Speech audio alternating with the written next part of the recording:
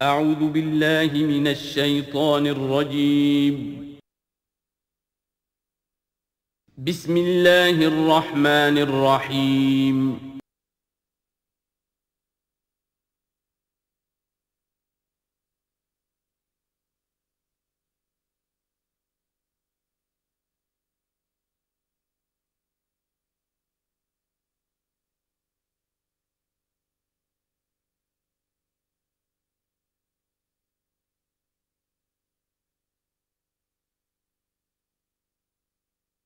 الحمدللہ وکفا والصلاة والسلام علی عبادہ الذین اصطفیٰ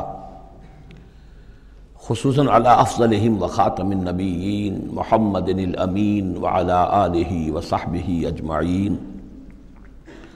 اما بعد فقد قال اللہ تبارک وتعالی کما ورد فی سورۃ ہود اعوذ باللہ من الشیطان الرجیم بسم اللہ الرحمن الرحیم وَيَا قَوْمِ لَا يَجْرِمَنَّكُمْ شِقَاقِي أَن يُصِيبَكُمْ مِثْلُ مَا أَصَابَ قَوْمَ نُوحٍ أَوْ قَوْمَ هُودٍ أَوْ قَوْمَ صَالِحٍ وَمَا قَوْمُ لُوطٍ مِّنكُمْ بِبَعِيدٍ صدق اللہ العظیم۔ رب اشرح لي صدری ويسر لي أمری واحلل عقدۃ من لسانی یفقہوا قولی۔ اللہم ربنا الہمنا رشدنا واعذنا من شرور انفسنا، اللہم ارنا الحق حقا وارزقنا اتباعہ وارنا الباطل باطلا وارزقنا اجتنابہ۔ اللہم ربنا آنس وحشتنا فی قبورنا وارحمنا بالقرآن العظیم، اللہم اجعلہ لنا اماما ونورا وہدا ورحمہ، اللہم ذکرنا منہ ما نسینا وعلمنا منہ ما جہلنا وارزقنا تلاوتہ آناء اللیل وآناء النہار واجعلہ لنا حجتا یا رب العالمین آمین۔ سورہ ہود کے 8ویں رکوع میں جو مضمون چل رہا تھا، حضرت شعیب علیہ السلام اور ان کی قوم کے مابین جو رد و قدح کی تفصیل بیان ہو رہی تھی، اس میں ایک اہم نقطہ آیا ہے وَيَا قَوْمِ لَا يَجْرِمَنَّكُمْ شِقَاقِي، اور دیکھو اے میری قوم کے لوگو، تمہیں میری دشمنی، میرا ذاتی بغض اس بات پر آمادہ نہ کر دے کہ تمہارا وہ انجام ہو جائے ان یصیبکم مثل ما اصاب قوم نوح، کہ تم پر بھی وہی عذاب آئے اللہ کا جیسا کہ آیا تھا قوم نوح پر، او قوم ہود، او قوم ہود، یا جو آیا تھا قوم ہود پر، او قوم صالح، یا جو آیا تھا قوم صالح پر، وما قوم لوط منکم ببعید، اور قوم لوط تو تم سے زیادہ دور بھی نہیں۔ یہ چار جو ہیں قوموں کے اوپر عذاب آ چکا تھا حضرت شعیب علیہ السلام کی قوم پر عذاب آنے سے پہلے، حضرت نوح، حضرت ہود، حضرت صالح، اور جہاں جن شہروں تک حضرت لوط علیہ السلام بھیجے گئے، یعنی صدوم اور عامورہ کی بستیاں۔ اور یہ جو بستیاں تھیں دونوں جن پر عذاب آیا ہے، بعید ہونے کا معاملہ ان کا دونوں اعتبار سے ہے، زمانی اعتبار سے بھی، مکانی اعتبار سے بھی۔ جغرافیے میں بھی ہم نے دیکھ لیا کہ خلیج عقبہ کے مشرقی ساحل کے ساتھ جو ہے علاقہ جو ہے یہ تھا کہ جو اصحاب مدین کا ہے، جن میں شعیب بھیجے گئے، ان سے ذرا ہٹ کر مشرق میں جو ہے بحیرہ بردار ہے، اور بحیرہ بردار کے ساحل کے اوپر یہ شہر آباد تھے۔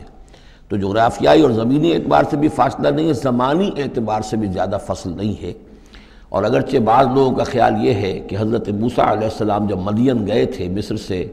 اپنی جان بچا کر نکلے تھے، تو پھر وہاں جس شیخ کے پاس وہ رہے ہیں اور جس کی بیٹی سے پھر انہوں نے شادی کی ہے، اس کے بارے میں لوگوں نے یہ خیال ظاہر کیا کہ وہ حضرت شعیب تھے۔ مجھے اس سے سختی سے اختلاف ہے، اور مجھے ان لوگوں کی رائے سے اتفاق ہے جو سمجھتے ہیں کہ یہ ممکن ہی نہیں ہے۔ حضرت شعیب کی قوم کے اوپر جو عذاب آ چکا تھا، اس کے بعد جو لوگ بچے کھچے وہاں آباد تھے، ان میں کوئی نیک آدمی تھا کہ جس کے پاس حضرت موسیٰ علیہ السلام کا جانا ہوا ہے۔ لیکن یہ کہ بہرحال اتنا فصل کوئی ہزاروں برس کا نہیں ہے ان کے مابین، سینکڑوں برس کا بھی شاید نہ ہو، قریب کا ہے معاملہ، زمانی اعتبار سے بھی اور زمینی اعتبار سے بھی۔ اب جو نقطہ اس میں اہم ہے وہ یہ ہے کہ بسا اوقات کسی شخص کو کسی داعی حق سے ذاتی پرخاش ہوتی ہے، کوئی ذاتی بغض ہے، کوئی ذاتی دشمنی ہے، کسی سبب سے ہے، اس کے نفسیاتی اسباب ہو سکتے ہیں اور بہت سے اسباب ہو سکتے ہیں، اور صرف ایک ذاتی پرخاش کی وجہ سے وہ اس کی دعوت کو رد کرتا ہے، اس کی مخالفت پر کمر بستہ ہو جاتا ہے، اس کی دشمنی اختیار کرتا ہے۔ نتیجہ کیا ہے؟ اس کا کچھ نہیں بگاڑتا، اپنے آپ کو برباد کر لیتا ہے، اپنی تباہی کو دعوت دیتا ہے۔ تو اے میری قوم کے لوگوں، میری زدم زدہ میں تم کہیں اس انجام سے دو چار نہ ہو جانا، ایسا نہ ہو کہ میرا بغض اور میری عداوت جو ہے وَيَا قَوْمِ لَا يَجْرِمَنَّكُمْ شِقَاقِي أَن يُصِيبَكُمْ مِثْلُ مَا أَصَابَ قَوْمَ نُوحٍ أَوْ قَوْمَ هُودٍ أَوْ قَوْمَ صَالِحٍ وَمَا قَوْمُ لُوطٍ مِّنكُمْ بِبَعِيدٍ وَاسْتَغْفِرُوا رَبَّكُمْ، اور دیکھو استغفار کرو اپنے رب سے، ثم توبوا الیہ، پھر اس کی طرف رجوع کرو، اس کی طرف آگے بڑھو، اس کی اطاعت کرو، اس کی فرما برداری کرو۔ ان ربی رحیم ودود، یقیناً میرا رب رحیم بھی ہے، ودود بھی ہے، محبت فرمانے والا ہے۔ قالوا یا شعیب ما نفقہ کثیرا مما تقول، انہوں نے کہا کہ اے شعیب تم جو کچھ کہتے ہو اس کی اکثر بات تو ہماری سمجھ میں نہیں آتی، کیا کہہ رہے ہو تم؟ یعنی یہ کہ ذہنوں کے سانچے اتنے بگڑ گئے ہوتے ہیں کہ سیدھی بات ان میں فٹ بیٹھتی نہیں۔ ما نفقہ کثیرا مما تقول وإنا لنراک فینا ضعیفا، ہم تو یہ دیکھ رہے ہیں کہ تم ہمارے اندر کوئی طاقتور آدمی نہیں ہو، کمزور سے آدمی ہو، ہم تو دیکھتے ہیں کہ تمہارے پاس کوئی قوت نہیں ہے۔ لولا رہتک، اگر نہ ہوتا تمہارا خاندان، لرجمناک، تو ہم تجھے کبھی کا سنسار کر چکے ہوتے۔ اب یہ بات بہت اہم ہے اس وقت، اصل میں یہ جو صورت مکی نازل ہو رہی ہیں، جو حضور کی دعوت اور تحریک جس دور سے گزر رہی تھی اور جو کچھ ہو رہا تھا، وہ اس کا ایک عکس سابقہ انبیاء اور رسل کے حالات میں بھی جو ہے تو وہ اسی دور کی مناسبت سے وہی باتیں نمایاں کی جاتی ہیں۔ یعنی جو تکرار ہوئی ہے ان رسولوں کے حالات کی، وہ تکرار محض نہیں ہے، بلکہ ہر جگہ پر جس دور میں وہ صورت نازل ہو رہی ہے جن میں ان کا تذکرہ ہو رہا ہے، اس دور میں جو خاص مسائل ہیں کہ جو درپیش ہیں محمد الرسول اللہ صلی اللہ علیہ وسلم اور آپ کے صحابہ کو، تو ان کے مناسبت سے جو ہدایت ہے، دل جوئی ہے، مسلمانوں کے لیے رہنمائی ہے، وہ حصہ ان رسولوں کی تعلیمات اور تاریخ کا بیان کیا جاتا ہے۔ اب یہاں مکے میں بھی شکل یہ ہو چکی تھی کہ بقیہ سب قریش جو ہیں وہ حضور کے خلاف جو ہیں سخت غیظ اور غضب کے اندر مبتلا تھے، لیکن چونکہ حضور کے چچا ابو طالب یہ خاندان بنی ہاشم کے سردار تھے اور انہیں ذاتی محبت تھی، وہ چاہے ایمان نہیں لائے حضور پر صلی اللہ علیہ وسلم، لیکن ذاتی محبت انہیں اتنی تھی کہ انہوں نے آخری وقت تک سپورٹ کیا ہے۔ اور قبائلی زندگی میں یہ ہوتا ہے کہ اگر کہیں کسی ایک خاندان کے کسی فرد کے اوپر کوئی ہاتھ اٹھایا جائے تو پھر وہ خاندان انتقام لیتا ہے۔ اس کا مطلب یہ ہوتا کہ وہ حضور کے خلاف وہ کوئی اقدام کرتے ہیں تو گویا کہ ان فائٹنگ شروع ہو جائے گی، داخلی خانہ جنگی شروع ہو جائے گی بنو ہاشم کی ان لوگوں کے خلاف کہ جو حضور کو کوئی غضب پہنچائیں، نقصان پہنچائیں۔ یہ تحفظ ملا ہوا تھا محمد الرسول اللہ صلی اللہ علیہ وسلم کو اللہ تعالیٰ کی طرف سے۔ اگر خدا نہ خواستہ ابو لہب ہوتا اس سردار، تو کبھی کا حضور کے خلاف کوئی نہ کوئی اقدام وہ کر چکے ہوتے، لیکن چونکہ خاندان بنی ہاشم کی سرداری اس وقت تھی ابو طالب کے پاس، اور انہیں دلچسپی تھی اور محبت تھی، شفقت تھی حضور کے ساتھ، بلکہ کچھ عرصہ جو ہے حضور ان کے سائے عاطفت کے اندر انہوں نے گزارا بھی تھا۔ اس وجہ سے تو یہ نقشہ دکھایا جا رہا ہے کہ آج قریش کے مقابلے میں جس طریقے سے کہ بنو ہاشم کی سپورٹ اور حفاظت جو ہے وہ حضور کے لیے اللہ تعالیٰ نے اسے قلعہ بنا دیا ہے، یہی معاملہ اس وقت تھا کہ حضرت شعیب کا بھی خاندان ان کا پشت بنا تھا۔ وَلَوْلَا رَحْتُكَ، اگر تمہارا خاندان تمہارا پشت بنا نہ ہوتا اور تمہارا ساتھ نہ دے رہا ہوتا، لَرَجَمْنَاكَ، ہم کبھی کہ تمہیں سنسار کر چکے ہوتے۔ وَمَا أَنْتَ عَلَيْنَا بِعَزِيزٍ، اور ذاتی طور پر تم ہم پر کوئی بھاری نہیں ہو، تو تمہاری کوئی حیثیت نہیں ہے۔ قَالَ يَا قَوْمِ أَرَهْتِي أَعَزُّ عَلَيْكُم مِّنَ اللَّهِ، انہوں نے کہا اے میری قوم کے لوگو، کیا میرا یہ خاندان تم پر زیادہ بھاری ہے اللہ سے؟ میرا پشت پناہ تو حقیقتاً اللہ ہے، تم اللہ سے نہیں ڈرتے، میرے خاندان سے ڈرتے ہو۔ أَرَهْتِي أَعَزُّ عَلَيْكُم مِّنَ اللَّهِ وَاتَّخَذْتُمُوهُمْ وَرَاءَكُمْ ظِهْرِيًّا، اللہ کو تو تم نے اپنی پیٹھوں کے پیچھے پھینکا ہوا ہے، بھلایا ہوا ہے۔ یہ بھی بہت ہی اہم نفسیاتی نکتہ ہے۔ ہوتا یہ ہے کہ ہم دنیا میں ایسے مگن رہتے ہیں کہ اللہ کو ماننے کا عقیدہ تو ہے، لیکن اللہ مستحضر نہیں رہتا، یاد نہیں رہتا۔ یہ ہمارا پورا دنیا کا کاروبار چل رہا ہے، کاز اینڈ ایفیکٹ، علل ہیں، اسباب ہیں، ان کے نتائج نکل جاتے ہیں۔ تو جو کاز اینڈ ایفیکٹ کا جو سلسلہ چل رہا ہے، ہم اس میں اتنے گم ہوتے ہیں کہ مسبب الاسباب جو ہے وہ نگاہوں کے سامنے رہتا ہی نہیں۔ یا یہ کہ ہم اپنے کاموں میں اتنے مشغول ہیں، اپنے کام و دہن کی لذت جو ہے وہی ہمیں جو ہے کوئی مرصد نہیں لینے دیتی، یا یہ کہ بنیادی ضروریات جو ہے وہی ہمیں جو ہے کوئی فارغ نہیں ہونے دیتی، لہذا ہم گم ہو جاتے ہیں۔ کافر کی یہ پہچان کہ آفاق میں گم ہے، اور مومن کی یہ پہچان کہ گم اس میں ہے آفاق۔ لیکن یہ کافر کا معاملہ کیا ہوتا ہے؟ اللہ کو مانتے تو وہ بھی تھے، مانتے تھے مشرکین مکہ بھی، مانتے تو سب تھے اللہ کو، لیکن یہ کہ اللہ کو تو انہوں نے اوجھل کیا ہوا تھا، آنکھ اوجھل پہاڑ اوجھل۔ تم اللہ سے نہیں ڈرتے، میرے خاندان سے ڈرتے ہو. وَاتَّخَذْتُمُوهُ وَرَاءَكُمْ ظِهْرِيًّا، اللہ کو تو تم نے اپنی پیٹھوں کے پیچھے پھینکا ہوا ہے، یعنی اسے تو نسیہ منسیہ کیا ہوا ہے، اس کی طرف تمہارا ذہن ہی نہیں ہے. ان ربی بما تعملون محیط، جبکہ میرا رب جو کچھ کہ تم کر رہے ہو اس کا احاطہ کیے ہوئے، تمہارا گھیراؤ کیے ہوئے اللہ، تم اس کی گرفت سے نکل کر نہیں جا سکتے. وَيَا قَوْمِ اعْمَلُوا عَلَىٰ مَكَانَتِكُمْ إِنِّي عَامِلٌ، اور اے میری قوم کے لوگوں، کرو جو کچھ کر سکتے ہو اپنی جگہ پر، میرے خلاف جو کر سکتے ہو، جو ریشہ دوانیاں کر سکتے ہو، جو اقدام کر سکتے ہو. یہ چیلنجنگ انداز جو ہے ان آخری صورتوں میں آپ کو نظر آ رہا ہے، سورہ نام سے چلا آ رہا ہے، اس لیے کہ وہ کشاکش جو تھی حق و باطل کی وہ اس انتہا کو پہنچ چکی تھی کہ اب حضور صلی اللہ علیہ وسلم کی طبیعت کے اندر بھی وہ بیزاری پیدا ہو چکی تھی. اب جو کچھ تم کر سکتے ہو کر لو. انی عامل، اپنا سا جو میں کر سکتا ہوں میں کر رہا ہوں، جو کوشش مجھ سے بن آ رہی ہے میں کر رہا ہوں. سوف تعلمون، ان قریب تم جان لو گے، من یاتی ہے عذاب یخزی ہے، کون ہے وہ جس پر وہ عذاب آئے گا جو اسے رسوا کر دے گا. ومن ہوا کاذب، اور کون ہے وہ جو جھوٹا ہے، میں جھوٹا ہوں یا تم جھوٹے ہو. وارتقبوا انی معکم رقیب، تاکتے رہو، انتظار کرو، میں بھی تمہارے ساتھ اب تاک رہا ہوں، منتظر ہوں. ولما جاء امرنا، جب ہمارا حکم آ گیا، نجینا شعیبا، ہم نے نجات دے دی شعیب کو، والذین آمنوا معہ، اور ان کو کہ جو اس کے ساتھ ایمان لائے تھے، برحمت منا، اپنی جانب سے رحمت کے ذریعے. واخذت الذین ظلموا الصیحۃ، اور جو یہ ظالم تھے، گناہ گار تھے، مشرک تھے اور کافر تھے، انہیں آ پکڑا ایک بہت بڑی کڑک نے. فاصبحوا فی دیارہم جاثمین، تو وہ اپنے اپنے گھروں میں اور اپنے ولاز میں اور اپنی کوٹھیوں میں، اپنی حویلیوں میں اوندھے پڑے رہ گئے.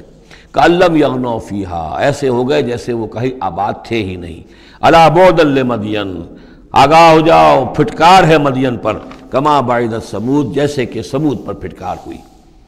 وَلَقَدْ أَرْسَلْنَا مُوسَىٰ بِآيَاتِنَا، میں نے عرض کیا تھا کہ اس سورہ مبارکہ میں حضرت موسیٰ کا بس ذکر آئے گا تھوڑا سا جو آ رہا ہے اب، ورنہ یہ 6 رکوع ختم ہوئے انبیاء و رسل کے.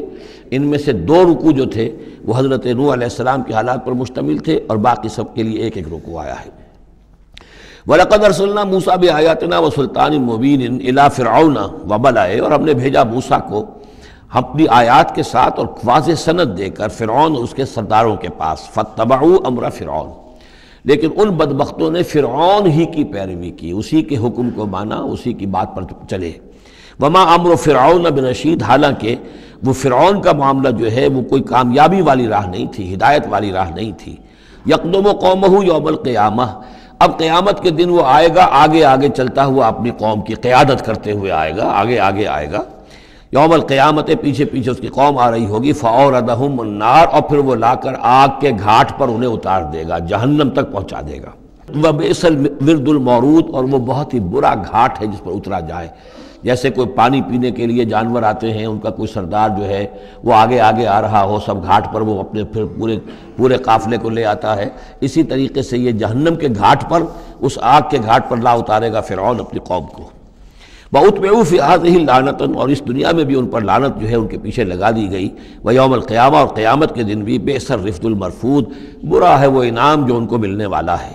ذَلِكَ مِنْ أَنْبَاءِ الْقُرَىٰ، یہ ہیں ان بڑی بڑی بستیوں اور بڑے ملکوں کے اہم خبریں. نقصها علیک، جو کہ ہم آپ کو سنا رہے ہیں، بیان کر رہے ہیں آپ پر. منہا قائم و حسید، ان میں سے ایسی بھی ہیں جو ابھی قائم ہیں، موجود ہیں، اور ایسی بھی ہیں کہ جو بالکل ختم ہو گئی، معدوم ہو گئی. حسید کا لفظ اصل میں آتا ہے کھیتی کے لیے، جب کہ فصل کاٹ دی جائے. فصل کٹ گئی ہو تو جو منظر نظر آتا ہے وہاں پر جو ویرانی ہوتی ہے. تو بعض مقامات تو ایسے ہیں جہاں یہ قومیں آباد تھیں تو اب ان کا نام و نشان تک نہیں رہا، جیسے کہ قوم عاد کہاں تھی، اب ان کا نام و نشان نہیں. اگرچہ ابھی حال ہی میں سیٹلائٹ کے ذریعے سے ان کا جو شہر ہے اور شداد کی جو جنت تھی اس کے آثار مل گئے ہیں، لیکن یہ کہ وہ زیر زمین ہے، سطح زمین کے اوپر ان کا کوئی نام و نشان نہیں. لیکن یہ کہ جیسے سمود کے مسکن جو ہے وہ بھی موجود ہیں. منہا قائم و حسید.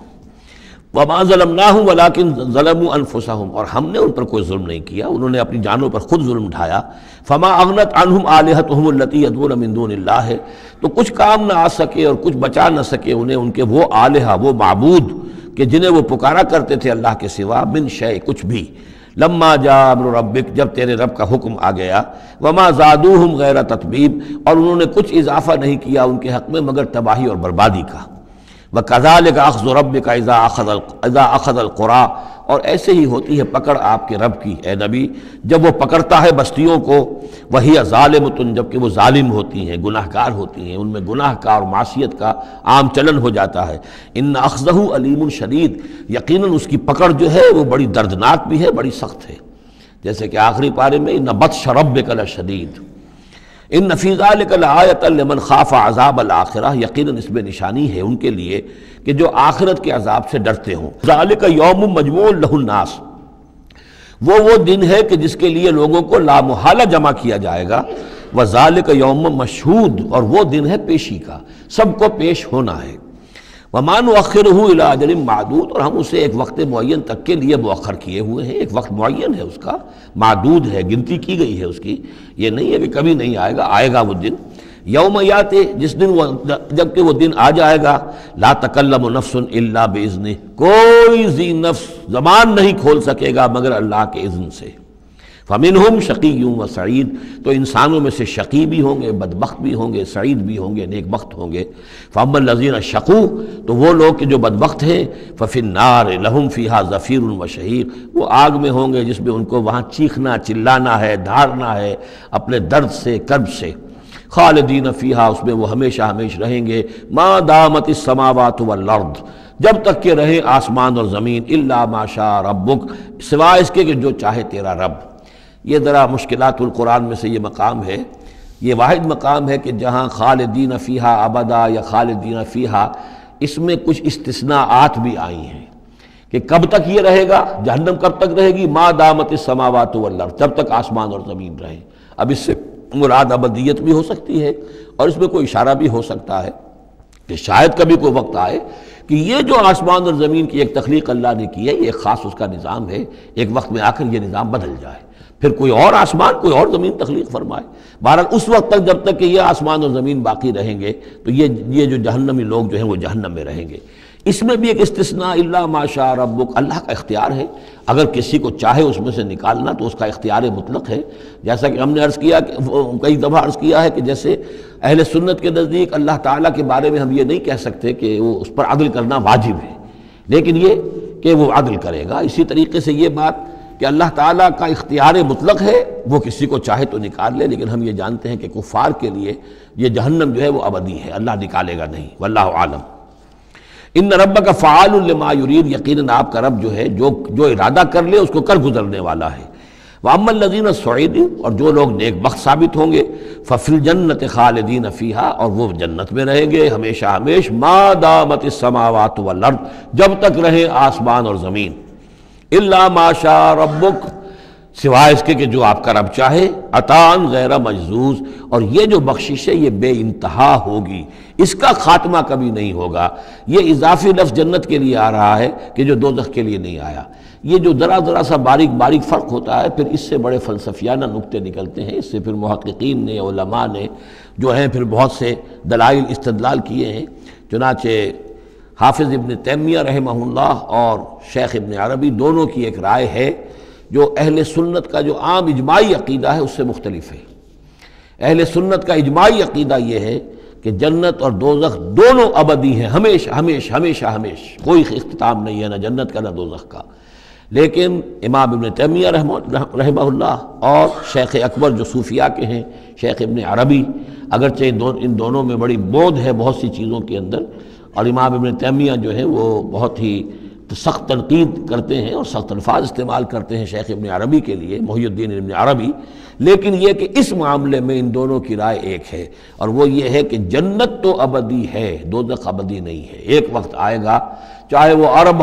سال کے بعد آئے، وہ ابد ہمارے اعتبار سے ابدی ہو، ہمارے اعتبار سے انفائنائٹی ہوگا، لیکن یہ کہ ایک وقت آئے گا کہ جہنم ختم ہو جائے گی۔ یہ ان کی رائے ہے، واللہ عالم۔ فلا تک فی مریۃ مما یعبد ہؤلاء، تو تمہیں کوئی شک نہ رہے ان چیزوں کے بارے میں جن کو یہ لوگ پوج رہے ہیں۔ ما یعبدون الا کما یعبد آباؤہم، نہیں پوج رہے یہ مگر ایسے ہی جیسے کہ ان کے آباء و اجداد پوجتے رہے ہیں من قبل، اس سے پہلے۔ وَإِنَّا لَمُوَفُّوهُمْ نَصِيبَهُمْ غَيْرَ مَنْقُوصٍ، اور ہم انہیں ان کا جو اجر اور ثواب اور ان کا بدلہ ہے، حق ہے، پورا دے دیں گے بغیر کسی کمی کے۔ وَلَقَدْ آتَيْنَا مُوسَى الْكِتَابَ فَاخْتُلِفَ فِيهِ، اور موسیٰ کو ہم نے کتاب دی تھی، پھر اس میں اختلافات پیدا کر دیے گئے۔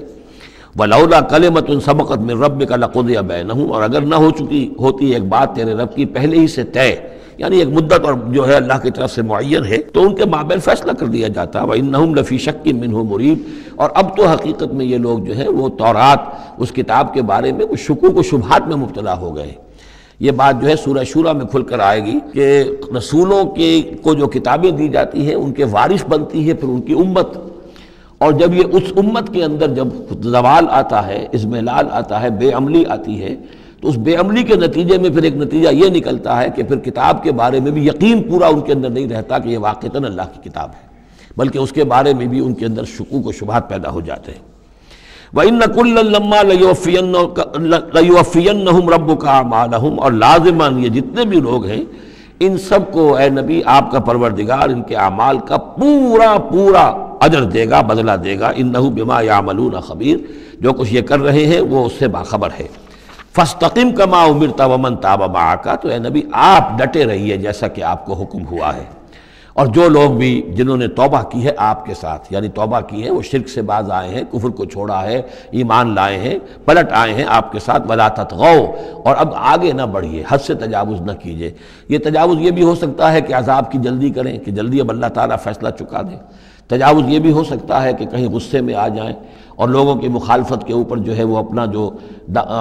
حلم جو ہے اس کا دامن ہاتھ سے چھوڑ بیٹھے، تو یہ مختلف چیزیں ہو سکتی ہیں۔ اِنَّهُ بِمَا تَعْمَلُونَ بَصِيرٌ، جو کچھ تم کر رہے ہیں اسے بھی اللہ دیکھ رہا ہے، جو کچھ وہ کر رہے ہیں اسے بھی دیکھ رہا ہے، اس کو ان کی سزا دے گا، تمہیں تمہارا اجر و ثواب دے گا۔ وَلَا تَرْكَنُوا إِلَى الَّذِينَ ظَلَمُوا، اور دیکھو ان ظالموں کی طرف کوئی جھکاؤ پیدا نہ ہو جائے تمہارے اندر، رشتہ داری کی وجہ سے، دوستی کی وجہ سے، تمہاری ان کے ساتھ جو پرانے مراسم چلے آ رہے ہیں، اگر کہیں اس کی وجہ سے تم ان کے ساتھ جھک جاؤ گے، فَتَمَسَّكُمُ النَّارُ، تو تمہیں بھی آگ پکڑ لے گی، وَمَا لَكُم مِّن دُونِ اللَّهِ مِنْ أَوْلِيَاءَ، اور پھر تمہیں اللہ سے بچانے والے کوئی حمایتی نہیں ہوں گے، ثُمَّ لَا تُنصَرُونَ، پھر تمہاری مدد نہیں کی جائے گی۔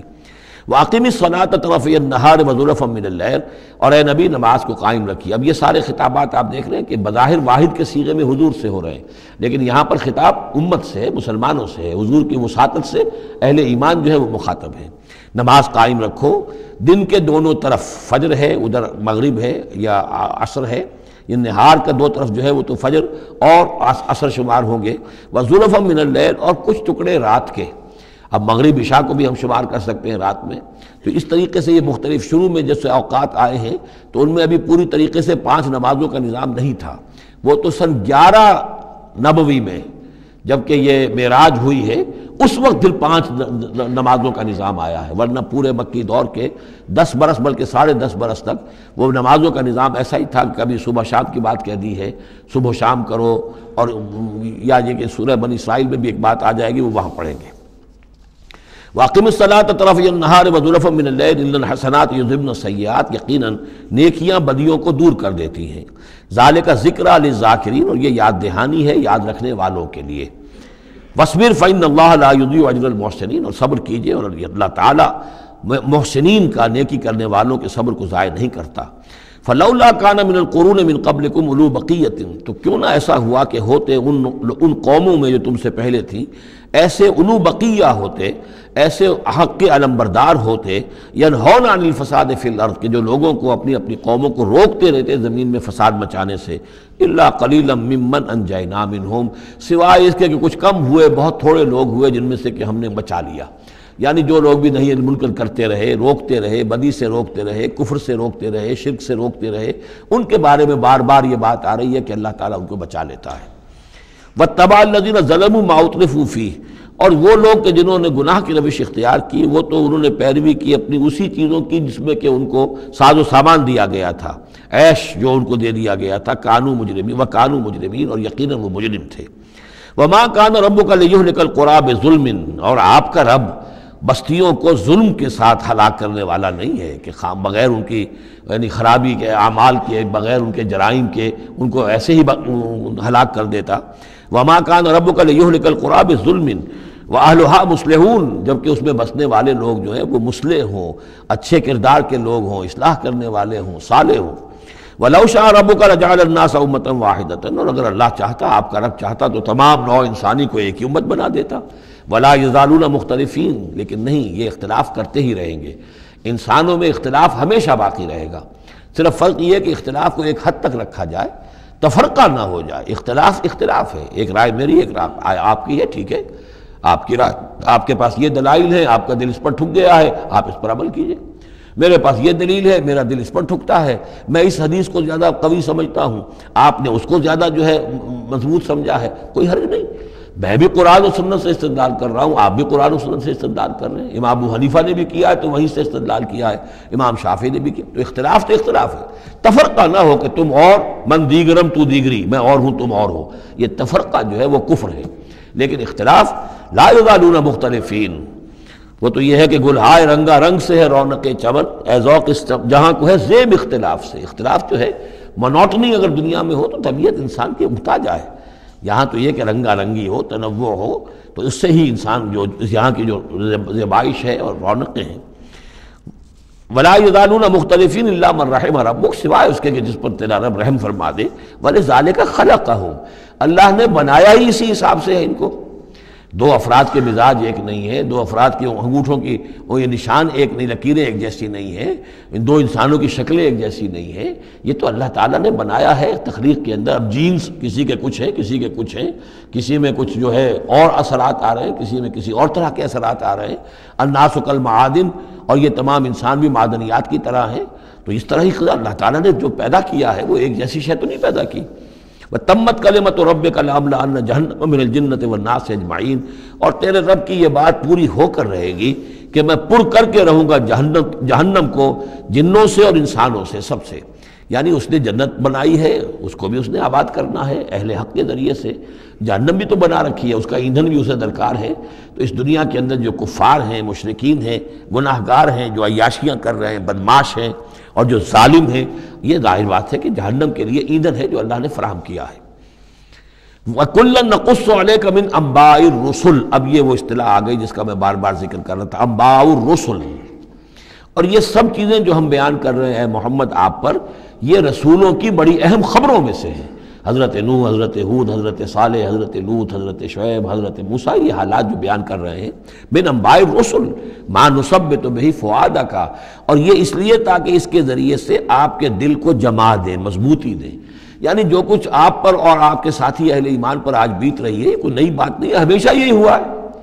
ہمارے رسول جب بھی آئے ایسی مخالفت ہوئی ہے، اسی طرح کی انہوں نے مشقتیں جھیلی ہیں۔ حضرت شعیب کو بھی یہی کہا گیا کہ اگر تمہارا خاندان نہ ہوتا تو ہم کبھی کہ تمہیں جو ہلاک کر چکے ہوتے، تو اگر اسی صورت سے آ جائے محمد صلی اللہ علیہ وسلم آپ دو چار ہیں تو یہ کوئی نئی بات نہیں ہے، یہ تو گویا کہ اس راستے کے یہ تو لازمی جو ہیں اس کے حالات ہیں۔ تو اس سے یہ کہ دل کو تثبیت ہوتی ہے کہ بالآخر کامیاب کون ہوا، آیا حضرت شعیب کی قوم کامیاب ہوئی یا حضرت شعیب کامیاب ہوئے؟ تو بالآخر کامیابی اے نبی آپ کی اور آپ کے ساتھیوں کی ہے۔ وَجَاءَكَ فِي هَذِهِ الْحَقُّ، اور اس قرآن میں یا اس سورہ مبارکہ میں آپ کے پاس حق آ گیا ہے، وَمَوْعِظَةٌ، اور نصیحت آ گئی ہے، وَذِكْرَى، اور یاد دہانی آ گئی ہے، لِلْمُؤْمِنِينَ، اہل ایمان کے لیے۔ وَقُلْ لِلَّذِينَ لَا يُؤْمِنُونَ، اور کہہ دیجئے ان لوگوں سے جو ایمان نہیں رکھتے، اعملوا علی مکانتکم، کر لو اپنے مقام پر جو کچھ کر سکتے ہو، کوئی اختلاف، کوئی بھی اپنا دقیقہ فروگزاشت نہ رکھو، میری مخالفت میں، میری جو بھی تم دشمنی میں کر سکتے کر گزرو۔ انا عاملون، ہم بھی اب کر رہے ہیں جو کچھ ہم کر سکتے ہیں۔ وانتظروا انا منتظرون، تم بھی انتظار کرو کہ اللہ تعالیٰ کیا فیصلہ سناتا ہے اور آخری بات کیا آتی ہے، اور ہم بھی منتظر ہیں۔ وَلِلَّهِ غَيْبُ السَّمَاوَاتِ وَالْأَرْضِ، اور اللہ ہی کے لیے ہے آسمانوں اور زمین کا تمام چھپی باتیں اور تمام چھپے خزانے۔ وَإِلَيْهِ يُرْجَعُ الْأَمْرُ كُلُّهُ، اور کل کا کل معاملہ بالآخر اسی کی جانب لوٹا دیا جائے گا۔ فَاعْبُدْهُ، بس اسی کی بندگی اور پرستش کیجئے، وَتَوَكَّلْ عَلَيْهِ، اور اسی پر توکل کیجئے، آپ کا اعتماد اور بھروسہ اسی کی ذات پر ہو۔ وَمَا رَبُّكَ بِغَافِلٍ عَمَّا تَعْمَلُونَ، اور یقیناً آپ کا رب غافل نہیں ہے اس سے کہ جو آپ کر رہے ہیں۔ یہاں اللہ کے فضل و کرم سے سورہ ہود مکمل ہوئی۔ جیسا کہ میں نے عرض کیا تھا کہ یہ جو سلسلہ شروع ہوا 14 صورتوں کا، پہلا جوڑا اس میں سے سورہ یونس، سورہ ہود علیہم الصلاۃ والسلام۔ البتہ جو تیسرا اس کے اندر سب گروپ، میں نے کہا تھا 3 کے سب گروپ ہیں، یہ تیسری سورت جو ہے سورہ یوسف، یہ بالکل پورے قرآن میں منفرد ہے اپنے مزاج کی۔ اس کے ساتھ جزوی سی مشابہت آئے گی ایک سورت کی، میں بعد میں عرض کروں گا۔ اس وقت یہ ہے کہ اس کو نوٹ کیجئے کہ اب تک ہم نے پڑھا ہے جو در حقیقت انباء الرسل کا مضمون ہے، جو ضائع شد و مت کے ساتھ آیا ہے۔ حضرت ابراہیم کا تھوڑا سا ذکر سورہ انعام میں ہم نے پڑھ لیا، کچھ تھوڑا سا ذکر جو ہے وہ سورہ ہود کے اندر آ گیا ہے، لیکن یہ ہے کہ اصل جو آیا ہے انباء الرسل، ایام اللہ فذکرہم بایام اللہ، یہ قصص النبیین کے اعتبار سے یہ منفرد صورت ہے، پوری صورت ایک نبی کے حالات پر مشتمل، قرآن مجید میں اس کی کوئی اور مثال نہیں۔ پھر یہ کہ اس میں وہ رنگ ہے ہی نہیں کہ حضرت یوسف علیہ السلام نے یہ دعویٰ کیا ہو کہ میں رسول ہوں، مجھے مانو، میری اطاعت کرو، اور وہاں کی جو قوم تھی اور بادشاہ جو تھا اس سے کوئی تعاون نہ کیا ہو، کچھ نہیں، وہ انداز ہی نہیں مانو گے تو عذاب آئے گا، کچھ نہیں۔ تو نبی میں اور رسول میں جو فرق ہوتا ہے وہ بھی آپ کنٹراسٹ اچھی طرح سمجھ لیجئے۔ حضرت یوسف نبی تھے، رسول نہیں تھے۔ رسول بنا کر جسے بھیج دیا جاتا تھا وہ تو پہلے کہتا تھا مجھے مانو، میری اطاعت کرو، ان اعبدوا اللہ واطیعون، اللہ کی بندگی کرو، میری اطاعت کرو، اللہ اللہ اور خیر صلی اللہ، اس کے بعد اگلی بات ہوگی۔ لیکن نبی کا معاملہ یہ نہیں ہوتا۔ نبی جیسے کہ مصلح ہوتے ہیں، نیک لوگ ہوتے ہیں، اولیاء اللہ ہوتے ہیں، خاص اللہ تعالیٰ کے برگزیدہ بندے ہوتے ہیں۔ اب ظاہر بات ہے کہ ایسے بھی ہوتے ہیں جیسے ہماری اس امت کے اندر حضور کے بعد کتنے ہیں اولیاء اللہ پیدا ہوئے ہیں، اونچی شخصیت ہے، کیونکہ وحی کا دروازہ بند ہو چکا ہے، نبی ان میں سے کوئی نہیں ہے۔ لیکن انبیاء بنی اسرائیل جو ہیں وہ گویا کہ اولیاء اللہ ہی تھے زیادہ تر، لیکن ان پر وحی بھی آتی تھی، وہ تسلسل جو ہے وحی کا چل رہا تھا۔ لیکن رسول وہی تھے کہ جنہیں تعین کے ساتھ کسی قوم کی طرف بھیج دیا جائے۔ حضرت یوسف کے جو یہ واقعات یہاں آ رہے ہیں اس تفصیل کے ساتھ اور پوری صورت نازل ہوئی ہے، اس کا ایک سبب ہے۔ میں نے آپ سے عرض کیا تھا کہ یہ جو آخری دور تھا مکی، آپ کے قیام مکہ کے دور کا، زمانے کا، تو اس میں یہ کہ چیزیں پہنچ چکی تھی مدینے میں بھی خبریں، اور مدینے میں اہل کتاب کے یہود کے کان کھڑے ہو گئے تھے۔ اب انہیں تو امید تھی، منتظر تھے، نبوت تو آخری ظاہر ہونے والی ہے، لیکن سمجھتے تھے ہم میں سے ہوگا۔ یہاں بات بالکل جو ہے وہ تلپٹ ہو رہی ہے،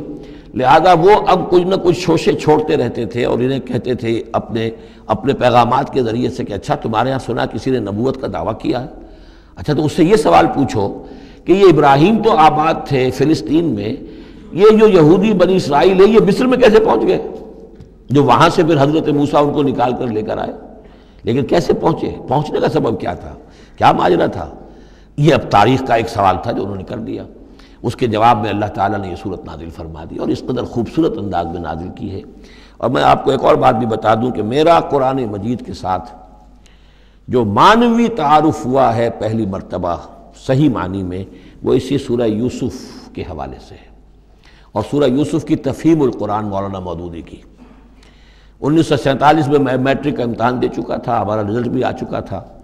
لیکن یہ کہ اس کے بعد وہ فسادات کیا قتل عام شروع ہوا مسلمانوں کا مشرقی پنجاب میں۔ میں حصار میں تھا، تو حصار اس شہر کا نام تھا، لیکن ہم اس میں محصور بھی ہو گئے۔ تقریباً 1.5 مہینہ ہم نے مورچے بنا لیے اور اپنی حفاظت کرتے رہے۔ اس دوران میں ظاہر بات ہے کرنے کا کوئی اور کام تھا نہیں، وہ تو جو بھی مورچوں پر جن کی ڈیوٹی ہے وہ مورچوں پر کھڑے ہیں، باقی کوئی کام نہیں۔ تو میں اور میرے بڑے بھائی اس زمانے میں پھر ایک مسجد کے اندر بیٹھ کر، چونکہ انہوں نے بھی، وہ مجھ سے تو ویسے 6 سال بڑے ہیں، انہوں نے بھی جب میٹرک کیا تھا تو عربی پڑھی تھی، اور میں نے تازہ میٹرک کیا تھا، میرے پاس بھی عربی کا مضمون تھا، تو پھر یہ ہم پڑھتے تھے۔ اور ترجمان القرآن جو مولانا مودودی کا رسالہ تھا، اس میں ان دنوں تفہیم القرآن میں یہ سورہ یوسف کی تفسیر شائع ہو رہی تھی، تو ان دنوں ہم مسجد میں بیٹھ کر یہ سورہ یوسف تفہیم القرآن سے، پھر چونکہ مجھے کچھ عربی آتی تھی اور تازہ تھی، اچھی تھی، تو اس میں یہ کہ ہماری گفتگو بھی ہوتی تھی، مذاکرہ کرتے تھے۔ تو اس طریقے سے جو پہلا بیرا، اس سے پہلے بھی بہرحال یہ کہ قرآن ہے، اللہ کا کلام ہے، اللہ کی کتاب ہے، ہمارا اس پر ایمان ہے، کچھ اس کو سمجھنا، کچھ پڑھنا، یہ تو تھا، لیکن جو ایک معنوی ایک ربط قائم ہوا، ذہنی رشتہ، ایک قلبی رشتہ، وہ در حقیقت سورہ یوسف اور سورہ یوسف کی بھی وہ تشریح و تعبیر کے جو مولانا مودودی نے تفہیم القرآن میں کی۔ بسم اللہ الرحمن الرحیم، الف لام را، تلک آیات الکتاب المبین، یہ ایک روشن آیات کی کتاب کی آیات ہیں۔ انا انزلناہ قرآنا عربیا، ہم نے اس کو نازل کیا ہے عربی قرآن بنا کر۔ کس کو نازل کیا ہے؟ وہ جو ام الکتاب میں ہمارے پاس ہے، وہ جو لوح محفوظ میں ہے، اس کو ہم نے اتارا ہے اب محمد پر، تو قرآن عربی بنا کر اتارا ہے۔ لعلکم تعقلون، تاکہ اے عربو، اے عرب کے رہنے والوں، اے امیین کہ جن کی طرف اولین بعثت ہمارے رسول کی ہوئی ہے، تم اچھی طرح سمجھ سکو۔ نحن نقص علیک احسن القصص، اے نبی ہم آپ پر بیان کرنے لگے ہیں بہترین بیان۔ یہ قصص نہیں ہے، قصص ہوتا قاف کے زیر کے ساتھ تو قصے کی جمع ہوتا، کہ بہترین قصہ ہم آپ کو سنا رہے ہیں، نہیں، احسن القصص، قصص جو ہے یہ یہاں پر یہ مصدر ہے، بہترین بیان، ہم آپ کے سامنے بہترین بیان پیش کر رہے ہیں، بما اوحینا الیک ھذا القرآن، اس قرآن کے ساتھ جو ہم نے آپ کی طرف وحی کیا ہے،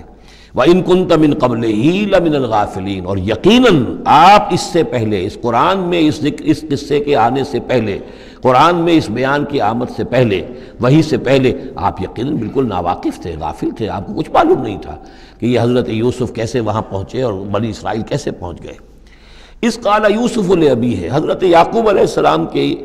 ایک تو بڑی بیوی تھی، ان سے 10 بیٹے تھے، بڑے تھے، جوان تھے، پھر ایک چھوٹی بیوی تھی، ان سے یہ 2 بیٹے تھے، یوسف بڑے ان میں سے اور بنیامین چھوٹے، 12 بیٹے تھے ان کے یہ۔ اس قال یوسف لأبیہ، یاد کرو جب کہ کہا تھا یوسف نے اپنے والد سے، حضرت یعقوب سے، یا ابت، ابا جان، انی رأیت 11 کوکبا، میں نے دیکھا ہے 11 ستارے،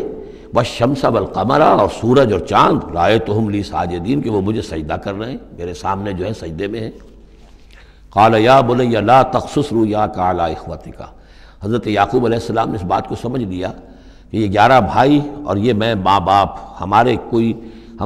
خاص معاملہ ہونے والا اس بیٹے کے ساتھ، اور اللہ تعالیٰ اس بیٹے کی کوئی خاص فضیلت ظاہر کرنے والا ہے، لہذا فرمایا کہ یہ اپنا بیان لا تقصص رؤیاک علی اخوتک، اپنے بھائیوں کے سامنے بیان نہ کر دینا، فیکیدوا لک کیدا، تو وہ تمہارے خلاف کو سازش کریں گے، اس لیے کہ ان میں پھر حسد کی آگ بھڑک اٹھے گی، اور وہ سوچیں گے کہ اللہ تعالیٰ نے یہ فضیلت اگر کوئی رکھی تو ہماری بجائے وہ اس یوسف کے لیے رکھی ہے، تو اس سے کہ تمہیں کوئی غضب پہنچ جائے گا۔ ان شیطان للانسان عدو مبین، یقیناً شیطان تو انسان کا کھلا دشمن ہے ہی۔ وَكَذَلِكَ يَجْتَبِيكَ رَبُّكَ وَيُعَلِّمُكَ مِن تَأْوِيلِ الْأَحَادِيثِ، اور اسی طریقے سے تمہارا رب جو ہے تمہیں پسند کر لے گا، چن لے گا، یعنی نبوت کے لیے اب معلوم ہوتا ہے کہ میرے بیٹوں میں سے اللہ نے تمہیں چن لیا ہے، یہ معلوم ہوتا ہے۔ كَذَلِكَ يَجْتَبِيكَ رَبُّكَ، اسی طرح اللہ چن لے گا، برگزیدہ کرے گا تجھے، وَيُعَلِّمُكَ مِن تَأْوِيلِ الْأَحَادِيثِ، اور تمہیں سکھائے گا تعویل الاحادیث۔ اس کے 2 معنی ہیں، ایک تو یہ کہ خواب کی تعبیر کرنا، اور یہ کسی بھی بات کی تہ تک پہنچ جانا، کنہ تک پہنچ جانا۔ تو عام اگر لیں گے تو کسی بھی بات، معاملہ فہمی جسے ہم کہتے ہیں، جز رسی، کسی چیز کے جو ہے اجزاء تک انسان پہنچ جائے، نگاہ دور تک چلی جائے، وہ بھی، اور یہ کہ اس کو تعویل الاحادیث جو ہے یہ خاص طور پر خوابوں کے لیے بھی ہے۔ وَيُتِمُّ نِعْمَتَهُ عَلَيْكَ، اور اتمام فرمائے گا اپنی نعمت کا تجھ پر، وَعَلَىٰ آلِ یعقوب، اور تمام آل یعقوب پر، کما اتمھا علی ابویک، جیسے کہ اس نعمت کا اس نے اتمام فرمایا تیرے آباء و اجداد پر، من قبل پہلے، ابراہیم و اسحاق، ابراہیم اور اسحاق پر، یعنی اسحاق تمہارے دادا اور ابراہیم تمہارے پردادا۔ اپنا نام انہوں نے نہیں لیا، ظاہر بات ہے کہ وہ خود اپنا ذکر کیسے کرتے۔ ان ربک علیم حکیم، یقیناً تیرا رب جو ہے وہ علیم ہے اور حکیم ہے۔ لقد کان فی یوسف و اخوتہ آیات للسائلین، یقیناً حضرت یوسف اور ان کے بھائیوں کا جو واقعہ ہوا، جو ماجرا ہوا، اس میں تو نشانیاں ہیں ان پوچھنے والوں کے لیے، یعنی جنہوں نے یہ سوال پوچھوایا ہے اور جو پوچھ رہے ہیں ان سب کے لیے نشانیاں ہیں۔ اگر اسی قصے کو حقیقت بینی کے ساتھ جو ہے، حقیقت کی نگاہ کے ساتھ اسے دیکھیں اور طلب ہدایت کے لیے اس قصے پر غور کریں جو قرآن اب پیش کر رہا ہے، تو یہ کہ ان کے لیے تو بہت سی چیزیں جو ہے نکھر کر سامنے آ جائیں گی، حقائق واضح ہو جائیں گے۔ اذ قالوا لیوسف واخوہ احب الی ابینا منا ونحن عصبہ، جبکہ انہوں نے کہا کہ یوسف اور اس کا بھائی بنیامین احب الی ابینا منا، یہ ہمارے والد کو زیادہ محبوب ہیں ہم سے زیادہ محبت ان دونوں سے، ونحن عصبہ، جبکہ ہم ایک بڑی جماعت ہیں، طاقتور، بڑے تھے، جوان تھے، 10 تھے۔ اور ظاہر بات ہے قبائلی زندگی میں تو آپ کو معلوم ہے کہ بازو جو ہوتے ہیں، بیٹے جوان جو ہوں وہی تو اصل میں طاقت کی بنیاد ہوتے ہیں، جس کے جتنے بازو ہیں اتنا ہی وہ صاحب عزت ہے۔ تو ہم ہیں 10 جوان اور یہ 2 چھوٹے، محبت ان سے زیادہ ہو رہی ہے۔ انا ابانا لفی ضلال مبین، یقیناً ہمارے ابا جان کچھ بہک سے گئے، معلوم ہوتا ہے کچھ سٹھیا گئے۔ اقتلوا یوسف، قتل کر دو اس یوسف کو، اب اطرحوہ ارضا، یا اسے کہیں دور کسی ملک کے اندر پھینک دو، اسے جلا وطن کر دو، یخلو لکم وجہ ابیکم، تاکہ تمہارے والد کی جو توجہات ہیں، عنایات ہیں، تمہاری طرف ہو جائیں۔ اس کی طرف سے ہٹ کر جو ساری عنایات کا مرکز اور منبع بنا ہوا یوسف، تو یہ جب یہاں نہیں رہے گا، یہ کانٹا نکل جائے گا، تو پھر یہ ہے کہ وہ عنایات جو ہیں حضرت یعقوب کی وہ ہمارے حصے میں آئیں گی۔ وَتَكُونُوا مِن بَعْدِهِ قَوْمًا صَالِحِينَ، یہ کڑوا گھونٹ تو کر گزرو پھر بعد میں نیک بن جانا، یعنی دل میں ملامت بھی ہے، ضمیر کہہ رہا کیا کرنے لگے ہو، کیا سوچ رہے ہو، ایک اپنے بھائی کو قتل کرنا چاہتے ہو۔ لیکن یہ کہ پھر یہ کہ انسان جو ہے اپنے آپ کو جب کوئی نفس سے، جیسے کہ ہم سورہ مائدہ میں پڑھا ہے فَطَوَّعَتْ لَهُ نَفْسُهُ قَتْلَ أَخِيهِ، قابیل کے نفس نے اسے آمادہ کر ہی لیا اپنے بھائی کے قتل کرنے پر۔ تو اب ان لوگوں کا بھی جو ہے ضمیر ملامت جب کر رہا تھا تو ان کا ٹھیک ہے بھائی یہ تو کر گزرے ہیں اب، لیکن اس کے بعد نیک ہو جائیں گے، توبہ کر لیں گے، پھر کفارہ بھی ادا کر دیں گے، پھر جس طرح بھی ہوگا تلافی بھی کر دیں گے اپنے اس جرم کی۔ قال قائل منهم لا تقتلوا یوسف، کہا ان میں سے ایک کہنے والے نے نہیں قتل نہ کرو یوسف کو، یہ یہودا تھے جو سب سے بڑے بیٹے تھے، اور یہیں سے لفظ یہودی بنا ہے، سب سے بڑے بیٹے حضرت یعقوب کے یہودا، اور یہ شریف النفس تھے ان میں۔ انہوں نے کہا نہیں قتل مت کرو۔ وَالْقُوَ فِي غَيَابَةِ الْجُبِّ، ہاں کسی جو باولیاں پچھلے زمانے میں ہوتی تھی، کنواں نہیں اصل میں کہنا چاہیے، باولیاں اب پتہ نہیں بہت سے لوگ جانتے نہیں ہوں گے، وہ ایک بہت گہرا سے جو ہے وہ کھودتے تھے تاکہ پانی تک پہنچ جائے، اور پھر جہاں پانی کی سطح ہوتی تھی اس کے آس پاس طاقچے بنے ہوتے تھے، تو ان طاقچوں میں سے غیابت الجب، ان میں سے کسی میں اس کو ڈال داؤ تاکہ پھر کوئی رسی نیچے پھینکے گا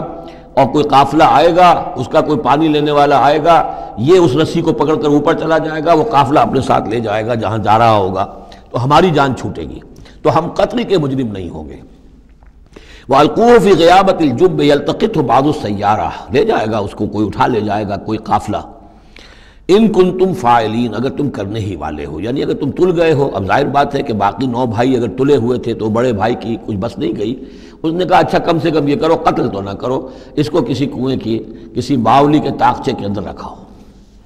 قالوا یا ابانا ما لک لا تمنا علی یوسف وانا لہ لناصحون، اب انہوں نے کہا کہ ابا جان کیا وجہ ہے کہ آپ ہم پر بھروسہ نہیں کرتے یوسف کے معاملے میں، کبھی ہم پر اعتماد نہیں کرتے، ہمارے پاس اکیلا نہیں چھوڑتے، اسے کیا مسئلہ ہے؟ وَإِنَّا لَهُ لَنَاصِحُونَ، ہم تو اس کے بڑے خیرخواہ ہیں۔ أَرْسِلْهُ مَعَنَا غَدًا، کل ذرا ہمارے ساتھ بھیجیے، ہم جا رہے ہیں شکار کے لیے جا رہے ہیں، تو غدن بھیج دیجئے۔ یرتع یلعب، وہ بھی چرے چگے گا، کھائے پیے گا، درختوں کے اوپر چڑھے گا، کھیلے گا، کودے گا، اور کوئی پھل ول کھائے گا، یرتع جیسے چرنا چگنا، وَیلعب، اور کھیلے گا، وَإِنَّا لَهُ لَحَافِظُونَ، ہم اس کی حفاظت کرنے والے ہیں۔ قال انی لیحزننی، حضرت یعقوب نے فرمایا مجھے اس کا بڑا اندیشہ ہے، تشویش ہے، ان تذهبوا به، کہ تم اسے لے جاؤ، واخاف ان یاکلہ الذئب، اور مجھے اندیشہ یہ ہے کہ کہیں اس سے بھیڑیا نہ کھا جائے، وانتم عنہ غافلون، اور تم اس سے غافل ہو، کہیں تم تو اپنے دندوں میں لگ جاؤ، منہمک ہو جاؤ، وہ کہیں اکیلا رہ جائے، کوئی بھیڑیا آ کر اسے کھا جائے۔ قالوا لئن نکلہ الذئب ونحن عصبہ انا اذا لخاسرون، ابا جان کیا بات کر رہے ہیں، اگر انہیں اسے بھیڑیا کھا جائے جبکہ ہم ایک جوان گروہ ہیں، ہم 10 آدمی ہیں، ہماری پوری ٹیم ہے، جماعت ہے، تو پھر تو ہم تو بڑے نکمے لوگ ہوئے، بڑے خسارے والے لوگ ہوئے۔ فلما ذهبوا به واجمعوا، اور جب پھر وہ اس کو لے گئے اور پھر اب وہ متفق ہو گئے، اجمعوا کے بعد علا کا صلہ جو ہے یہاں پر محذوف ہے، علا ان یجعلوه فی غیابۃ الجب، انہوں نے اپنی یہ بات اب پوری جمع کر لی، اپنا پوری رائے ایک کر کے، ایک آ کر کے، اور وہ یہ کہ اب اسے غیابۃ الجب کے اندر رکھنے چلے۔ وَأَوْحَيْنَا إِلَيْهِ، ہم نے اس وقت وحی کی یوسف کو، لَتُنَبِّئَنَّهُمْ، اب اس کو ہم الہام کہیں گے، ابھی ظاہر بات ہے کہ وہ نبوت کی عمر نہیں ہے۔ وَأَوْحَيْنَا إِلَيْهِ لَتُنَبِّئَنَّهُمْ بِأَمْرِهِمْ هَذَا، تم یہ بات ان کو جتلاؤ گے، ایک دن آئے گا کہ تم جتلا دو گے اپنے بھائیوں کے تم نے میرے ساتھ کیا تھا۔ اب اس میں جو بلاغت ہے اس کی کیا معنی ہے، تم ہلاک نہیں ہوگے، تمہارا بال بیکا نہیں ہوگا، تمہاری ہم حفاظت کریں گے، ایک وقت آئے گا کہ یہ تمہارے پاس آئیں گے اور پھر تم انہیں جتلاؤ گے۔ تو گویا کہ پوری داستان جو ہے ایک ان کی حوصلہ افزائی کے لیے وہ سارا ایک لفظ کے اندر ہے، لَتُنَبِّئَنَّهُمْ بِأَمْرِهِمْ هَذَا وَهُمْ لَا يَشْعُرُونَ، اور اس وقت انہیں اندازہ بھی نہیں ہوگا کہ کون ان سے بات کر رہا ہے۔ وَجَاءُوا أَبَاهُمْ عِشَاءً يَبْكُونَ، شام کو وہ آ گئے روتے ہوئے اپنے ابا جان کے پاس، حضرت یعقوب کے پاس۔ قالوا یا ابانا انا ذهبنا نستبق، انہوں نے کہا ابا جان ہم گئے تھے ذرا دوڑ لگا رہے تھے، مقابلہ کر رہے تھے دوڑنے کا۔ وترکنا یوسف عند متاعنا، اور ہمارا جو سامان و امان تھا، کوئی کپڑے وپڑے ہم نے رکھے تھے اضافی اتار کر دوڑنا جو تھا، تو وہاں ہم نے یوسف کو چھوڑ دیا تھا۔ فاکلہ الذئب، تو اسے کھا لیا ایک بھیڑیے نے۔ وما انت بمؤمن لنا، اور آپ ہماری بات مانیں گے تو نہیں۔ وَلَوْ كُنَّا صَادِقِينَ، خواہ ہم کتنے ہی سچے ہوں، آپ نے ماننی تو نہیں ہے بات، لیکن ہم کیا کریں، ہوا یہ ہے۔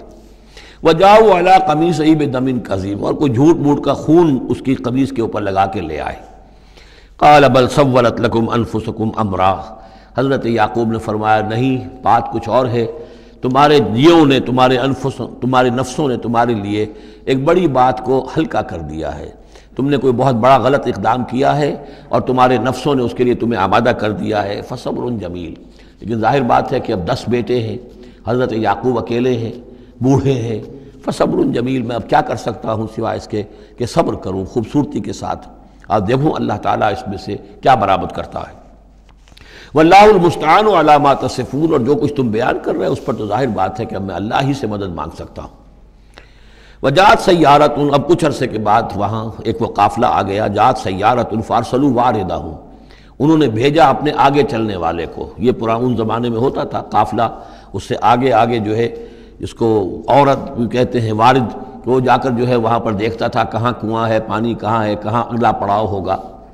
فارسلوا واردہم، اپنے پانی بھرنے والے کو بھیجا، فادلا دلوا، اس نے اپنا ڈول جو ہے وہ نیچے اتارا۔ قال یا بشرا، اب اس کو پکڑ لیا حضرت یوسف نے، اس نے کھینچا، وہ سمجھ رہا تھا پانی کھینچ رہا ہوں، وہ حضرت یوسف آ گئے۔ یا بشرا ھذا غلام، انہوں نے وہیں سے شور بچایا، آواز دی کہ او بشارت ہو، یہ تو ہمیں غلام مل گیا، لڑکا مل گیا۔ وَأَسَرُّوهُ بِضَاعَةً، اور انہوں نے چھپا لیا اسے ایک پونجی سمجھ کر کہ یہ تو اچھی دولت ملی ہے، اسے بیچیں گے، بیچ کے پیسے کھڑے کریں گے، چھپا لیا۔ واللہ علیم بما یعملون، اور اللہ تعالیٰ خوب جانتا تھا جو وہ کر رہے ہیں۔ وَشَرَوْهُ بِثَمَنٍ بَخْسٍ دَرَاهِمَ مَعْدُودَةٍ، اور مصر پہنچ کر انہوں نے بیچ دیا اس کو بڑی تھوڑی سی قیمت پر، دراہم معدودہ، گنتی کی چونیاں، درہم جو ہے ان کے ہاں دینار کا چوتھائی حصہ ہوتا تھا، تو دراہم معدودہ جو ہے چند چونیوں کے عوض وہ فروخت کر دیا۔ وَكَانُوا فِيهِ مِنَ الزَّاهِدِينَ، اور اس کے معاملے میں تو وہ بہت ہی قانع تھے، یعنی چونکہ اگر تو کسی کی انویسٹمنٹ ہوئی ہو، 1000-2000 کا خریدا ہو، تب تو آدمی اس کی قیمت اپنی انویسٹمنٹ بھی نکالے اس میں سے اور پھر منافع بھی لینا چاہے، یہ تو مفت کا مال تھا۔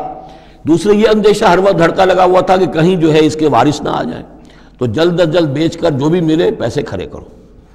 وقال الذی اشتراہ من مصر، اور جس شخص نے خریدا انہیں مصر سے، مصر میں یہ تو عزیز مصر تھا، یعنی کوئی بہت بڑا افسر، بادشاہ نہیں، لیکن یہ کہ وہاں کی جو بھی ہائرارکی تھی اس کے اندر کوئی بہت اہم مقام پر۔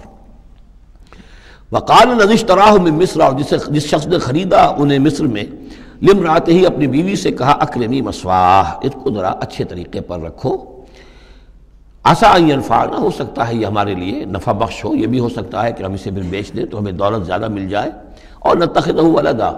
معلوم ہوتا ہے شاید اولاد نہیں تھی، ہم اسے اپنا بیٹا ہی بنا لیں گے۔ وَكَذَلِكَ مَكَّنَّا لِيُوسُفَ فِي الْأَرْضِ، اس طرح ہم نے زمین میں یوسف کے لیے تمکن، ٹھہراؤ کی جگہ پیدا کر دی۔ اب یہ کہ پہنچ گئے ہیں جو اس وقت کی جو متمدن ترین مملکت ہے، مصر کی مملکت ہے، اس کا ایک نظام ہے، اس میں بادشاہت ہے، اس کا پورا جو ہے اس کا آپ پاشی کا نظام ہے، اس میں تمدن کے گہوارے میں پہنچا دیا، اور وہاں پر بھی کسی جھونپڑے میں نہیں، کسی بہت بڑے افسر، بہت بڑے صاحب حیثیت انسان کے گھر میں پہنچا دیا۔ وَكَذَلِكَ مَكَّنَّا لِيُوسُفَ فِي الْأَرْضِ وَلِنُعَلِّمَهُ مِن تَأْوِيلِ الْأَحَادِيثِ، اور تاکہ ہم اسے سکھائیں باتوں کی تہ تک پہنچنا۔ یعنی ظاہر بات ہے کہ اگر وہ کوئی بہت بڑا عہدے دار تھا، بہت بڑا افسر تھا، تو وہاں پر لوگ آتے رہتے ہوں گے، گفتگویں ہوتی ہوں گی، امور مملکت پر بحثیں ہوتی ہوں گی۔ اب یہ وہاں پر ایک خادم کی حیثیت سے ہیں، وہ باتیں ساری سن رہے ہیں، تو گویا کہ اس میں ان کے لیے تربیت کا سامان اللہ نے کر دیا کہ کہاں کسی اگر دیہاتی میں رہتے یا کہیں صحرا میں رہتے، کہاں یہ تمدن کے ایک گڑھ میں اور ایک ایسی جگہ پر جہاں پر بیٹھ کر سارے مشورے ہوتے ہوں، گفتگویں ہوتی ہوں، اور دوسرے ملکوں کی خبریں آتی ہوں، اس سے ان کے علم کے اندر معلومات میں بھی اضافہ ہوا، اور یہ کہ حالات و واقعات کا تجزیہ کرنا، اس سے استنتاج کرنا، نتیجہ نکالنا، اللہ نے یہ چیز انہیں سکھا دی۔ واللہ غالب علی امرہ، اللہ تعالیٰ تو اپنے معاملے پر، اپنے حکم پر، اپنے فیصلے پر غالب ہے، ولکن اکثر الناس لا یعلمون، لیکن اکثر لوگ جانتے نہیں۔ ولما بلغ اشدہ آتیناہ حکما وعلما، جب وہ اپنی پوری پختگی کو پہنچ گئے تو ہم نے انہیں حکم اور علم دونوں دیے، اس سے مراد نبوت ہے، حکمت بھی دی، علم بھی دیا۔ وَكَذَلِكَ نَجْزِي الْمُحْسِنِينَ، اسی طریقے سے ہم محسنین کو بدلہ دیتے ہیں، اچھا بدلہ دیتے ہیں۔ وَرَاوَدَتْهُ الَّتِي هُوَ فِي بَيْتِهَا، اور پھسلانے کی کوشش کی اس عورت نے جس کے گھر میں وہ تھے، وہی عزیز مصر کی بیوی، وہ ان پر فریفتہ ہو گئی۔ فی بیتہا عن نفسہ، ان کے جی سے پھسلانے کی کوشش کی، انہیں گناہ پر آمادہ کرنا چاہا۔ یہاں تک کہ وغلقت الابواب، ایک موقع پر اس نے دروازے بند کر دیے، وقالت حیت لک، اور بولی کہ جلدی کرو۔ قال معاذ اللہ، حضرت یوسف نے فرمایا اللہ کی پناہ طلب کرتا ہوں، انہ ربی احسن مثوایا، یہاں ربی دونوں طرف جا سکتا ہے، ایک تو اللہ کی طرف بھی، دوسرے یہ کہ میرا آقا، یہ لفظ جو ہے آقا کے لیے، بادشاہ کے لیے بھی اس صورت میں بار بار آیا ہے کہ میں خیانت کروں اپنے آقا کی، اس نے میرے ساتھ بہترین سلوک کیا ہے، اچھی طرح رکھا ہے، میں یہ بھی نہیں کر سکتا، اور یہ بھی ہو سکتا اللہ نے سارا بندوبست کیا ہے، اللہ ہی نے تو سارا مکنہ لیوسف، تو دونوں طرف یہ لفظ جا سکتا ہے۔ معاذ اللہ انہ ربی احسن مثوایا انہ لا یفلح الظالمون، گناہ گار اور ظالم لوگ جو ہیں فلاح نہیں پایا کرتے۔ وَلَقَدْ ہمت بِهِ وَهَمَّ بِهَا، اور وہ تو ان کی طرف لپکی، یا یوں سمجھیے کہ اس نے تو ارادہ کیا اس کا، وَهَمَّ بِهَا لَوْلَا أَن رَأَىٰ بُرْهَانَ رَبِّهِ، اور وہ بھی کرتا اگر نہ دیکھ لیتا اپنے رب کی ایک دلیل، یعنی یہ کہ یوسف جوان بھی تھے، یوسف جو ہیں پھر بہرحال انسان تھے، طبع بشری کی بنیاد پر ان کے اندر بھی وہ ایک داعیہ پیدا ہو سکتا تھا، لیکن اللہ تعالیٰ کا خاص انتظام یہ ہوا کہ کوئی خاص اس وقت اللہ نے انہیں اپنی ایسی نشانی دکھائی، برہان دکھائی۔ روایات میں یہ آتا ہے کہ دیوار پر حضرت یعقوب علیہ السلام کی شکل ظاہر ہوئی اور وہ انگلی سے اشارہ کر رہے تھے کہ باز رہنا، تو یہ تورات کے اندر ہے۔ تو بہرحال قرآن مجید بھی کوئی اس کی یعنی نفی نہیں ہے اس میں، بلکہ ہو سکتا ہے رَأَىٰ بُرْهَانَ رَبِّهِ، تو یہ اللہ کی طرف سے یہ بات دکھا دی گئی ہو، یہ کوئی انہونی بات نہیں۔ اور یہ ایک بات کو وَلَقَدْ ہمت بِهِ وَهَمَّ بِهَا، تو یہاں پہ لولا رَأَىٰ بُرْهَانَ، وہ بھی بڑھتے ہیں، یعنی یہ کہ یہ چیزیں جو ہیں بہرحال جہاں تک فطرت انسانی کا تقاضا ہے اس میں ثابت قدم رہنا آسان کام نہیں ہے۔ كَذَٰلِكَ لِنَصْرِفَ عَنْهُ السُّوءَ، اور یہ اس لیے کہ ہم پھیر دیں اس سے بدی کا رخ، والفحشاء، اور بے حیائی کا، ہم نے خاص اہتمام کیا حضرت یوسف علیہ السلام کی عفت و عصمت کی حفاظت کی۔ انہ من عبادنا المخلصین، یقیناً وہ ہمارے بڑے مخلص بندوں میں سے تھے۔ یہ مخلص اور مخلص کا فرق نوٹ کر لیجئے، مخلص اس میں فاعل ہے، خلوص کرنے والا، اور مخلص وہ جس کو خالص کر لیا گیا ہو۔ اللہ کے مخلص بندے وہ ہیں جن کو اللہ نے اپنے لیے خالص کر لیا، تو یہ اللہ کے خاص بندے، چہیتے بندے مخلص ہیں جنہیں اللہ نے اپنے لیے خالص کر لیا ہے۔ واستبق الباب، وہ دونوں دوڑے دروازے کی طرف، یعنی حضرت یوسف علیہ السلام نے اس کی نیت بری دیکھی اور دیکھا کہ وہ تلی ہوئی ہے، اس کے اوپر شیطان کا بھوت سوار ہے، تو وہ دروازے کی طرف لپکے کہ میں بھاگ جاؤں، پیچھے وہ دوڑی۔ قالت وقدت قمیصہ من دبر، اور دوڑ میں اس میں یہ ہوا کہ اس نے جو پیچھے سے پکڑنے کی کوشش کی حضرت یوسف کو، تو ان کا کرتا جو ہے اس کے ہاتھ میں آ گیا اور وہ پھٹ گیا۔ حضرت یوسف دوڑ رہے ہیں، پیچھے سے وہ کرتے کا دامن جو ہے پھٹ گیا۔ وَأَلْفَيَا سَيِّدَهَا لَدَى الْبَابِ، اور اچانک ہو سکتا ہے غیر متوقع طور پر، وقت ایسا نہ ہو عام طور پر آنے کا، اس کا جو شوہر تھا، اس کو دونوں نے دیکھا کہ وہ دونوں دروازے کے اوپر وہ موجود ہے۔ پایا ان دونوں نے اس کے شوہر کو، اس کے سردار کو، اس کے آقا کو، اس کے شوہر کو لدى الباب، دروازے کے پاس۔ قالت ما جزاء من اراد باهلك سوءا، اب دیکھیے یہ ہے وہ کہ جو عورت کے جو چلتر جس کو کہتے ہیں مشہور، فوراً جو اس نے پیتلا بدلا ہے، اس نے کہا اپنے شوہر سے مخاطب ہو کر، بڑا سوچو کیا سزا ہونی چاہیے اس شخص کی جو تمہاری بیوی کے ساتھ بدکاری کا ارادہ کرے، یعنی یہ کہ یہ جو یوسف ہے یہ مجھ پر گویا کہ مجرمانہ حملہ کرنا چاہتا تھا اور میں نے اپنے آپ کو بچایا ہے۔ قالت ما جزاء من اراد باهلك سوءا الا ان يسجن، اس کی سوا کیا سزا ہو سکتی ہے کہ اسے جیل میں ڈال دیا جائے، اور عذاب علیم، یا اسے کوئی اور دردناک عذاب دیا جائے۔ اب ظاہر ہے اپنے دفاع کے لیے حضرت یوسف کو کچھ نہ کوئی بیان تو دینا تھا۔ قال هي راودتني عن نفسي، انہوں نے صاف بیان کر دیا کہ خود اس نے مجھے گناہ پر آمادہ کرنا چاہا تھا اور پھسلانا چاہا تھا مجھے میرے جی سے۔ وشهد شاهد من اهلها، اب یہ کہ وہاں کوئی اور تھا، کوئی شخص کہ جو تھا اس عورت، وہ زلیخا اس کا نام آتا ہے تو رات میں قرآن میں کہیں نہیں ہے، امراۃ العزیز تو آتا ہے، اس عزیز کی بیوی، بڑے افسر کی بیوی، لیکن یہ کہ اس کا کوئی رشتہ دار بھی وہاں آن موقع پر موجود تھا، تو اس نے قرائن کی جو گواہی ہوتی ہے، سرکمسٹانشل ایویڈنس، اس کی بات کی۔ انہوں نے کہا کہ اگر تو اس کا کرتا پھٹا ہوا ہو، شاہد شاہد من اہلہا، اس عورت کے عزیزوں رشتہ داروں میں سے گواہی دینے والے نے ایک نے گواہی دی، اگر اس کا کرتا پھٹا ہوتا سامنے سے، فصدقت، تو وہ سچی ہوتی، وہو من الکاذبین، اور یہ جھوٹا ہوتا۔ یعنی اگر کوئی مرد حملہ کر رہا ہے اور عورت اپنا تحفظ کر رہی ہے، اور اس میں جو ہے کہیں کرتا پھٹتا ہے مرد کا، تو وہ سامنے کا حصہ پھٹے گا۔ وَإِنْ كَانَ قَمِيصُهُ قُدَّ مِنْ دُبُرٍ، اور اگر اس کی قمیص ہے پھٹی ہوئی پیچھے سے، فَكَذَبَتْ، تو وہ جھوٹی ہے، وَهُوَ مِنَ الصَّادِقِينَ، اور وہ سچا ہے۔ اب یہ بھی آپ دیجئے کریڈٹ دیجئے بہرحال کہ اس کی عورت کے رشتہ داروں میں سے کسی نے اتنی عادلانہ بات کی ہے، اتنی حکیمانہ بات بھی کی ہے، عادلانہ بھی کی ہے اور حق کی بات کی ہے، تو معلوم ہوتا ہے کہ اس معاشرے کے اندر بھی جہاں بہت سی خرابیاں بھی تھیں، آگے آ جائیں گی وہ خرابیوں کا بھی ذکر ہے، لیکن یہ کہ بہرحال کچھ نہ کچھ اچھائیاں بھی تھیں۔ فلما رأى قميصه قد من دبر، جب اس نے دیکھا کہ قمیص تو پھٹی ہوئی ہے پیچھے سے، قال انه من کیدکن، تو اس نے کہا اس عزیز مصر نے اپنی بیوی سے کہ یہ تمہاری ہی چالوں میں سے ہے، فریب میں سے ہے، ان کیدکن عظیم، تم عورتوں کی چالیں جو ہیں اور تمہاری عورتوں کے جو فریب ہیں وہ بہت بڑے ہیں۔ یوسف اعرض عن ھذا، اب اس نے کہا یوسف ٹھیک ہے اس سے درگزر کرو، عن ھذا، اعرض عن ھذا واستغفری لذنبک، اور دیکھو تم اپنی بیوی سے مخاطب کو کہا تم اپنی گناہ کا استغفار کرو، توبہ کرو، انک کنت من الخاطئین، یقیناً تو ہی تھی خطا کار۔ وقالت نسوۃ فی المدینہ، اور کہا عورتوں نے شہر کے اندر، امرأۃ العزیز ہے، یہ ہے وہ عزیز کی بیوی، تراود فتاہ عن نفسہ، وہ اپنے غلام کو پھسلا رہی ہے اور اس کو چاہتی ہے اسے گناہ پر آمادہ کرنا، قد شغفہا حبا، وہ اس کی محبت میں گرفتار ہو گئی ہے، انا لنراھا فی ضلال مبین، ہم دیکھتے ہیں وہ تو بڑی بھٹک گئی ہے اپنے غلام کے ساتھ یہ معاملہ، اور یہ تو بہت ہی گھٹیا بات ہے۔ فلما سمعت بمکرہن، جب اس نے امرأۃ العزیز نے سنی یہ باتیں میرے خلاف، اب یہ چرچے ہو رہے ہیں، تو اس نے چاہا کہ ان سب کا جو چونکہ اوپر کی سوسائٹی تھے وہ سارے کے سارے جو ہیں سوراخ تو سبھی کے ہاں تھے، گندگیاں ہر ایک کے ہاں تھی، لیکن یہ موقع مل گیا عورتوں کو کہنے کا، اسے معلوم تھا خود ان کے اپنے کردار کیسے کچھ ہیں، لیکن اس نے چاہا کہ اس کا بھانڈا جو ہے چوراہے کے اندر ان کے کردار کا بھی پھوڑ دیا جائے۔ ارسلت الیہن، تو ان سب کو بلوایا ایک دعوت میں، وآتت لہن متکئان، اور اہتمام کیا ایک مجلس کا، ایک ڈنر کا، اور اس میں یہ کہ سب جو متکئان جو سہارا لے کر بیٹھے ہوئے ہیں،